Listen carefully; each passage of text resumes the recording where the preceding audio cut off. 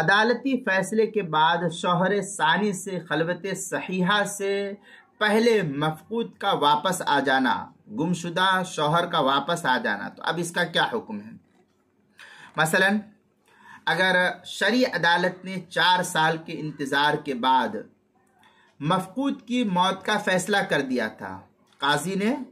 فیصلہ کر دیا تھا کہ اب یہ تمہارا جو شوہر ہے وہ گم ہو گیا، مر چکا ہے یہ، پھر عدت کے دوران یا عدت کے بعد اس عورت کے دوسرے شخص سے نکاح کر لینے کے بعد، عدت کے دوران یا عدت کے بعد اس نے دوسرے شوہر سے نکاح کر لیا، تو نکاح کر لینے کے بعد مگر خلوت صحیحہ سے پہلے شوہر جو گمشدہ شوہر تھا، مفقود شوہر لوٹ آیا، کسی طریقے سے وہ آ گیا، تو بالاتفاق اس کی موت کا حکم اور نکاح ثانی باطل ہو جائے گا، اور وہ عورت شوہر اول ہی کے نکاح میں بس دستور باقی رہے گی، اور اس مفقود شوہر سے اس کو نئے نکاح کرنے کی کوئی ضرورت نہیں پڑے گی۔ چنانچہ اس مسئلے کو مستفاد کیا الحیلۃ الناجزہ کے صفحہ 95 سے، جو جدید چھپا ہوا نسخہ ہے امارت شریعہ ہند کا، اس کے اندر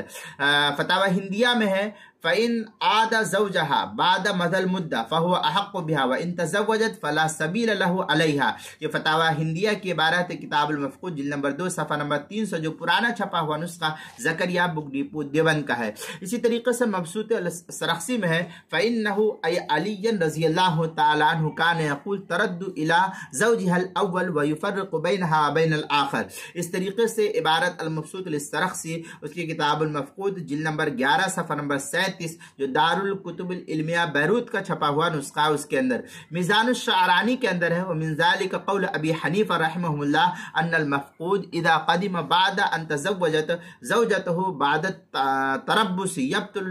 عقد وہی للاول۔ اس طریقے کی عبارت میزان الشعرانی جلد نمبر 2 صفحہ نمبر 124 بحوالہ الحیلۃ الناجزہ، اس کے جو